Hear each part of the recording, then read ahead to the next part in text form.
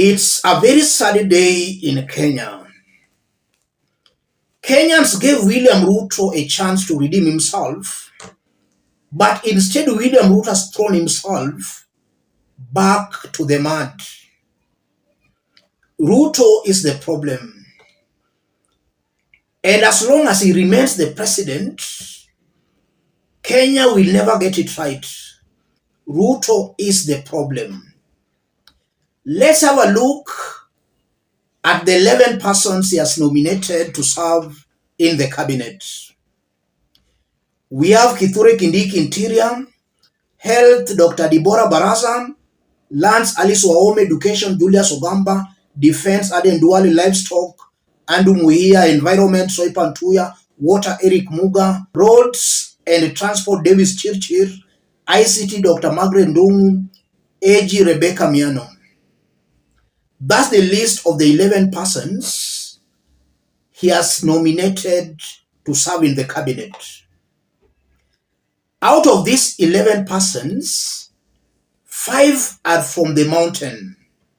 5. That means regional balancing has not been factored in. So eventually when William Ruto will be done with naming his cabinet, we might still see the 2-tribe domination against other Kenyans. Kenyans are on the streets protesting against such ethnic dominations. Ruto is not listening. So the 2-tribe ethnic domination might still manifest itself when William Ruto will be through naming his cabinet. That's the first observation from that list. The second observation, if you look at those individuals, 6 are from the previous sacked cabinet. That's Kithure Kindiki, Aden Duale, Soipan Tuya, Alice Wahome, Rebecca Miano, and Davis Chirchir. Those are from the previous sacked cabinet.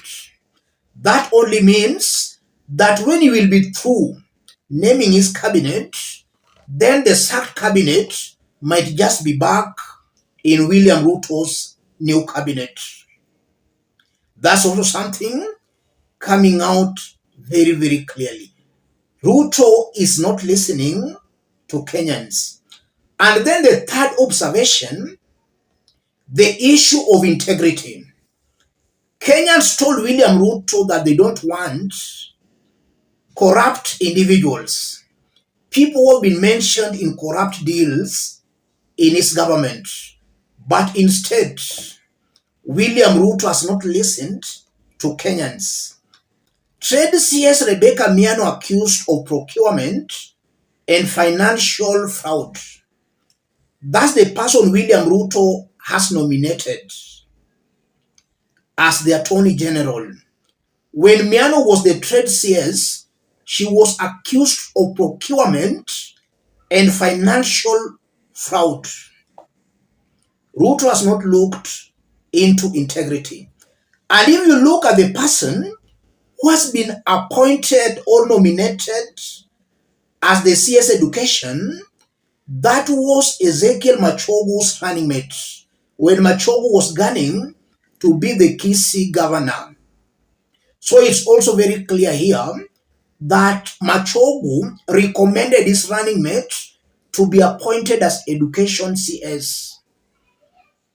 If Machogu had a problem, his recommendation will also have a problem. Birds of the same feathers always flock together. Integrity has not been looked into. And again, if you look at the person who has been recommended for Health CS, that's a person who has been deregistered as a doctor. List of doctors removed from the register for non-compliance with the section 14 of the Medical Practitioners and Dentists Act as at 23/4/2019. In 2019, the person William Ruto has now appointed as the Health CS was deregistered as a medical doctor. So the person is not qualified. So in 2019, this RUTO's appointee as health CS, she was deregistered. She can't practice as a medical practitioner. That's the person RUTO has appointed as health CS. So the issue of integrity here is not being looked into. RUTO is not listening to Kenyans. Another observation, we thought that William Ruto was going to reduce his cabinet to maybe 14 or 15. So far, he has named 11 persons. About 10 ministries are still remaining.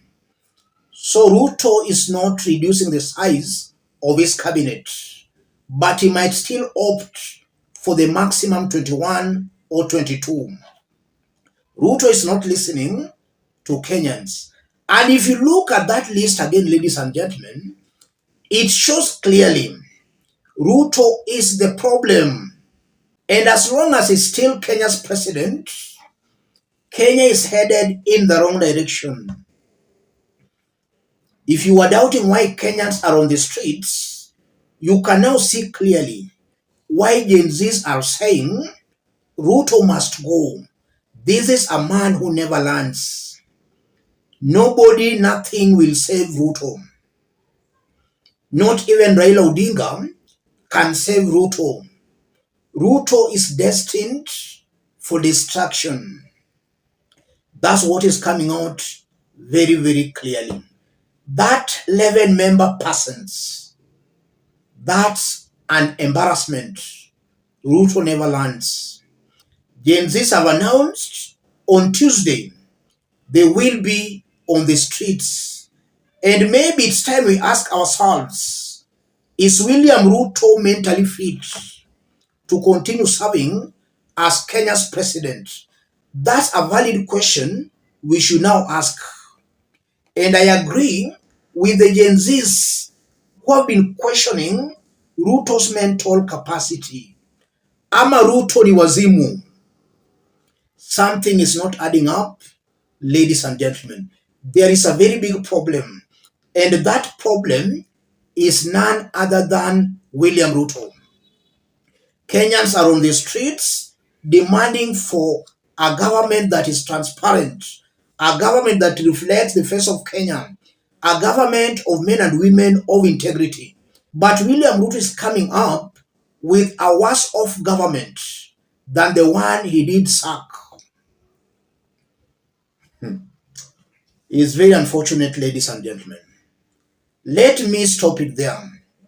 If you are watching us but you have not yet subscribed, subscribe, give the video a like.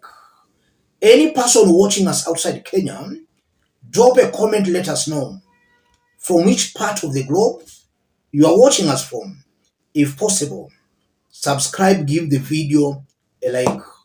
I strongly believe now more than ever that the problem is Ruto. Ruto, Rigathi, entire team must go. Let's meet in our next analysis.